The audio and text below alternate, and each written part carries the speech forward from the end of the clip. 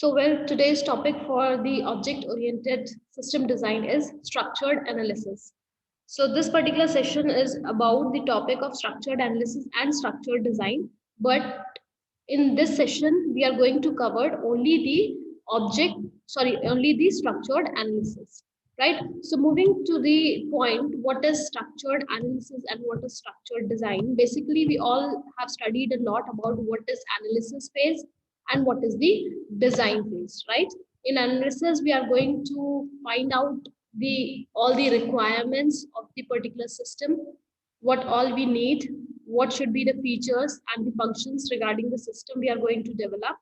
And then in design phase, what we are doing, we are going to prepare a logical phase or a logical design of flow of whatever we are actually trying to build.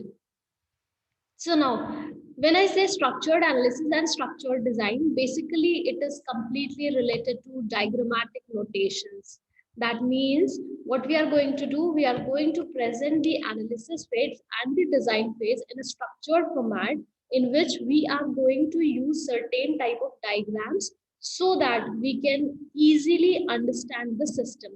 And it is helpful for all the people who are included in the designing and developing of the development of the system. It can be the client, the customer, the end user, the manager level, and the developers, right? So basic form is we are going to have the diagrammatic notation of all the working phase of structured analysis and the design phase. Now, the basic goal is why we are moving to the diagrammatic notation. We all know that one picture is worth million words. This is a quote actually, right? When we say one picture is worth million words, that means whatever text you can write that is not so meaningful if you just provide a picture or a diagram for the same, that speaks a lot and give a clear understanding regarding the same. So basically, what does it do? Why we are using these particular diagrammatic notations? We are using this to first of all improve the quality and reduce the risk of system failure. We all know the softwares we are developing in today's world, those particular softwares are not reaching at the end of the stage with the successful implementation. Many of them fail. They fail due to certain reasons, due to certain failure of deadlines, and many more things. So what we are trying to do with the help of SASD, structured analysis and structured design, diagrammatic notation, we are going to improve the quality, and secondly, we are going to reduce the risk of system failure. Now, actually, what it helps in all the documentation processes. It will be used in clearly mentioning and developing all the documents which are needed in the management specifications. So these are the work for documentation process. Now, next thing is it provides or focuses on what all things? It focuses on reliability, flexibility and maintainability of the system. When I say reliability, flexibility and maintainability of a system is, see, reliable is, if a system is reliable, we mean to say that the end user is, you know, is able to trust on the system that, let's say, if in any condition, if it fails or if any function fails, it will recover easily with minimum time and it will not cause the risk of failure. So what we are doing, we are reducing the risk of failure. That is why we are saying it is providing the reliability. Secondly, it is providing the flexibility. Why flexibility? See, whenever we are going to design the diagrammatic notations, there are a lot of diagrammatic notations. They are like DFDs, data flow diagram, decision tables, decision trees.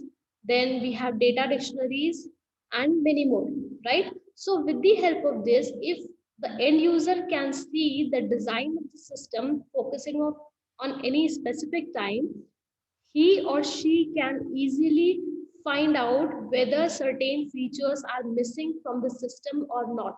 If they are missing, they can be included at any point of time. Secondly, if we are upgrading a already existing system, अगर हम किसी existing system को upgrade कर रहे हैं, तो भी हम क्या कर सकते हैं, easily उसे maintain कर सकते हैं by adding more features to the system, right? So these are the specific notations, or I would say the specific focus areas or goals regarding the structured analysis and design. Now, this is the system which is having two phases, which I have already talked, that is the analysis phase and the design phase. Now, we are going to talk about the analysis phase in this particular lecture. We have certain diagrams which we are going to use. They are the DFDs, the data dictionaries, the decision tables, the state transition diagram, and the ER diagrams. We have already seen this particular state transition diagram. If you all remember in the UML diagrams, if you want to see this particular, you can just move to the earlier lectures of mine, and that particular lecture is regarding the state diagram, state transition diagram. You can see regarding the same. And when we talk about the design phase, we have the two types, which are called as the structure chart and the pseudocode. Right now, talking about the structured analysis, the first one is called as the DFD. Now, what is DFD? DFD stands for data flow diagram, right? Data flow diagram is all it will talk about is the flow of data, how the data is being flowing in the system. Next, we are going to work in detail regarding these. Next, we have the data dictionaries. So what all content that is missing in DFD, right? That will be covered in data dictionary. It helps you to define the data store regarding the meaningful data. That means data store, I mean to say the database, right? So it is focusing on the database. Next one is the state transition diagram. State transition diagram is a dynamic diagram. If you all remember, that was the behavioral model of UML, which specifies how the function execution is changing the state of a particular event. Event is triggered and the change is taking place in the state of that particular event according to the time function, right? So that was state transition diagram. And lastly, we have the ER diagram. ER diagram actually defines the relationship between the data store. I mean to say data store regarding the table. And when we talk about the table, if we have, let's say, 4 to 5 tables in a particular system, then it will define the relation between all the tables. So that will create a complete database. That will be a collection of tables. So let's see one by one what are these. Let's talk about data flow diagram firstly. What is data flow diagram? See, when we talk about data flow diagram in a particular software, just think of any type of software. What is all about? Software is all about the data, right? It is all about the data. How it is all about the data? We can see that in a system or in a software, what is all needed? We have the main process is, first of all, we need an input. We have certain processing being done in the system. We get an output, right? I'm just focusing on this point, right?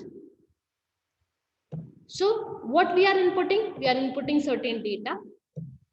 Some processing is being done. On which part processing is being done? Processing is being done on data again. This data can be stored in some place which is called as the database. And then we'll get certain output. And what is that output? It is again data. So in general format, I would say that software is all about the data flow. The data is being flown from one point to the other point. That is from input to the system, to the database storage, then again to the output. So that is all about data. When we talk about this flow of data, it is shown in the data flow diagram. So what does data flow diagram represent? It is a graphical representation of data flow through a information system. So if there is an information system, how the data is flowing from one point to the other, we are going to show it in the graphical representation. Now, DFDs are used for visualization of data processing. That is what I have told you. System, what it is doing the certain processing on data. Shows what kind of information will be input and output from the system. What input I'll get certain type of data. Some processing will be done on that type of data, and again, a new format or type of data will be outputted. DFD shows where the data will come from and go to. So from where I'm getting the input, that is from where I'm getting the input, from to where it is getting the output, and where this data is being stored. This is all about the data flow diagram. This is the concept of it. Now, what are the notations we are using in DFD? The notations are, first one is called as the process. Process is being shown in a ellipse form, right? In the oval shape. It is going to what? It is going to transform the incoming data to the outflow of data. That means it is going to show certain process is being done on the input data, and a output will be given. Next one is called as the data flow. Now, data flow will represent the movement of data in a system, and it can do what? It is just a link between the two notations. That is, let's say from one process to another process, the data is being flown. So it will be shown with the help of a line and an arrow. Next one is called as the data store. Now, data store are the repositories of data. That means what? It is database actually. The tables where we are storing the data. Here the data is not moving, it is being just stored in any form. It can be in relational database form or in queue form or any other type of form. So this is represented with the help of double parallel lines. Lastly, we have the external entity. What is this external entity? It is used as the source of destination from the outside of a system boundary. That means outside the system, if anyone is interacting with the system, what it is going to use? It is going to use a rectangle format, right?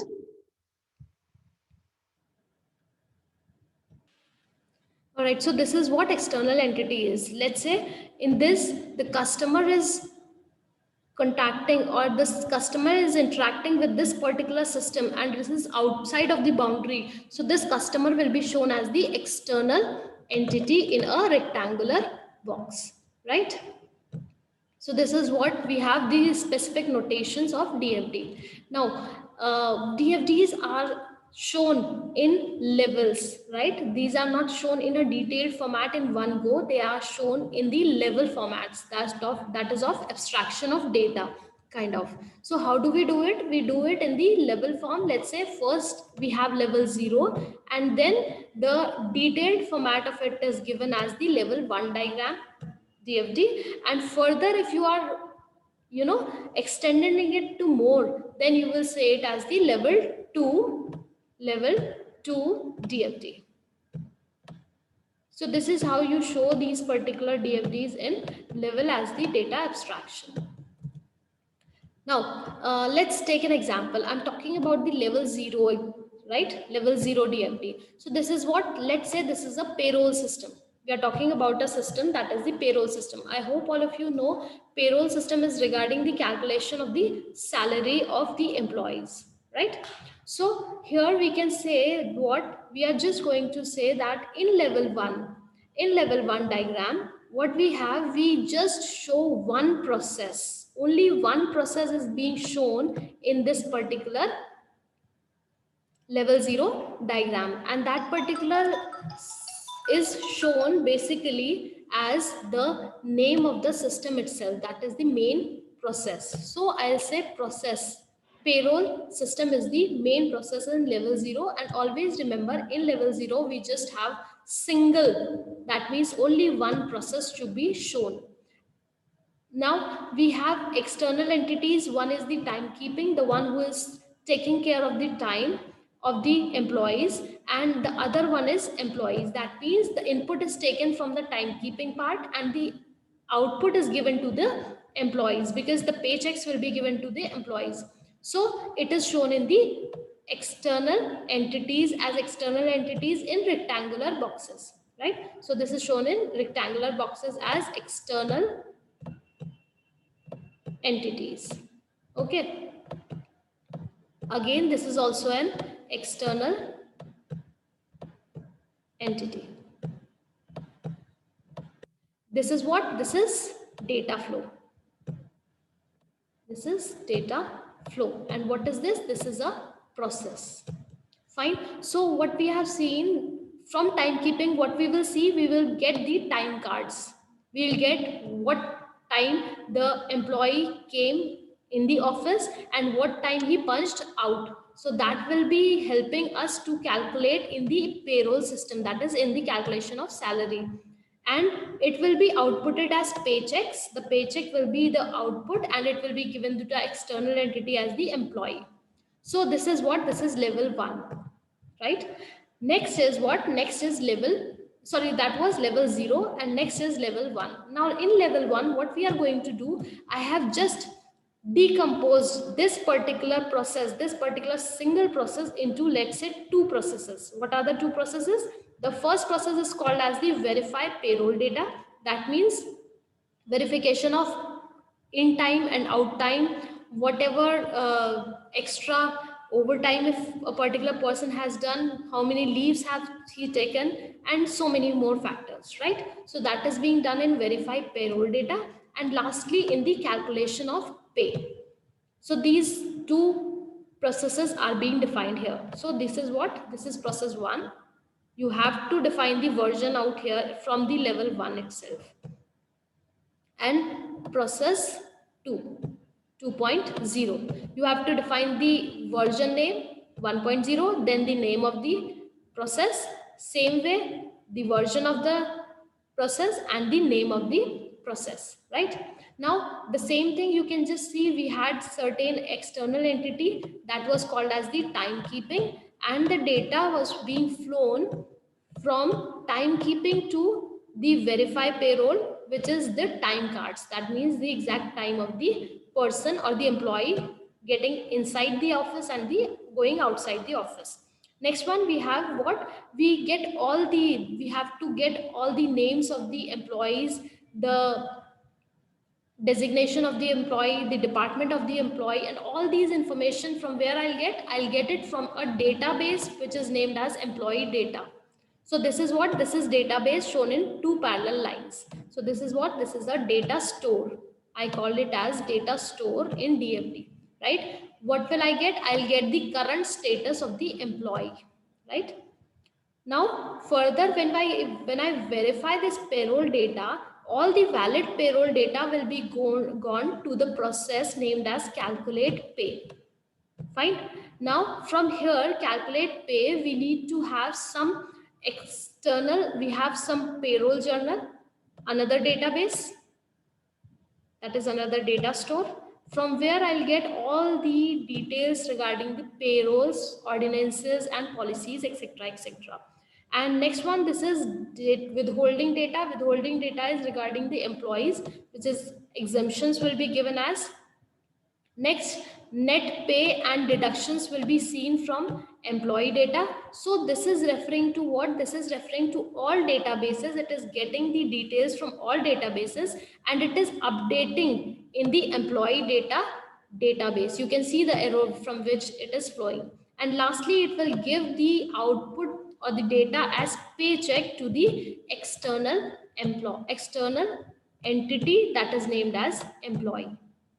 Right, external entity that is named as the employee. So this is how you are going to design the level 1 DFD. So earlier we have shown that level 1 DFD is defined, level 0 DFD is defined with only single process, and this particular single process is further decomposed into number of processes and which is shown in level 1. If let's say further you are going to decompose this 1.0 as verify payroll data into 2, let's say. So what you are going to do, you are going to define it as 1.1 and 1.2 in level 2 diagram. In level 2 diagram, level 2 DFT. So there is two decompositions of this particular level, and so further to calculate pay, let's say again it is being divided or decomposed, so that will be covered in this. So that will be defined as level 2 diagram of data flow. That's all for data flow diagram. Thank you very much.